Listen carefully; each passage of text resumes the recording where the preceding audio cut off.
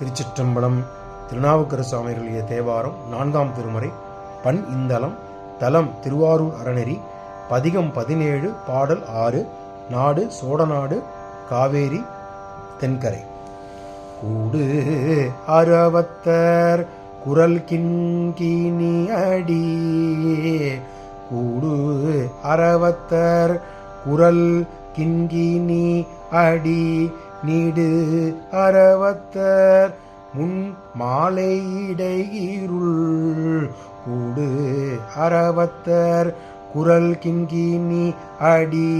Need அறவத்தர் முன்மாலை இடையுருள்.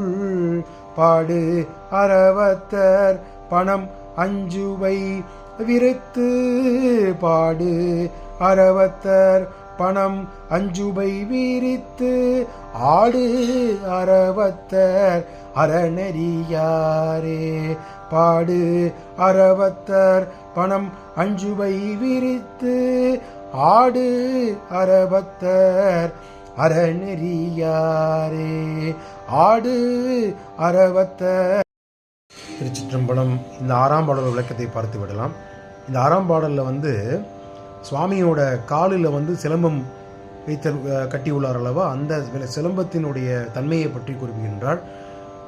தனது காலில் ஒலிக்கும் தன்மை வாய்ந்த கிங்கினிகள், அந்த கிங்கினிகள் ஓசை எழுப்புகின்றன, ஒளியும் எழுப்புகின்றன. 2 ஒளியை பற்றியும் குறிப்பிடுகின்றார். ஒளி நடனமாடும்போது சுவாமி நடனமாடும்போது கிங்கினிகள் ஓசை எழுப்புகின்றன.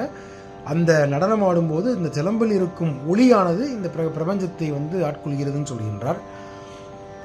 அப்படிப்பட்ட எம்பெருமான், நடனமாடி கொண்டிருக்கும் எம்பெருமான் அவர் முன்மாலை பொழுதின் இருளில் தனது பொருந்திய குரலில் பாடல்கள் பாடியவாறு நடனமாடுபவர். எம்பெருமான் பாடலை பாடிக்கொண்டு நடனமாடுபவர்னு சொல்றார். அதே போன்று தனது தலையில் 5 தலைகளை கொண்ட நாகத்தை, படமெடுக்கும் நாகத்தை, பாம்பினை தனது உடலில் 5 தலைகளை கொண்ட பாம்பினை உடலில் அணிகலமாக அணிந்துள்ளார். எங்கிருக்கும் எம்பெருமான்? திருவாரூர் அரண் இருக்கும் எம்பெருமான் இத்தகைய தன்மை வாய்ந்தவராக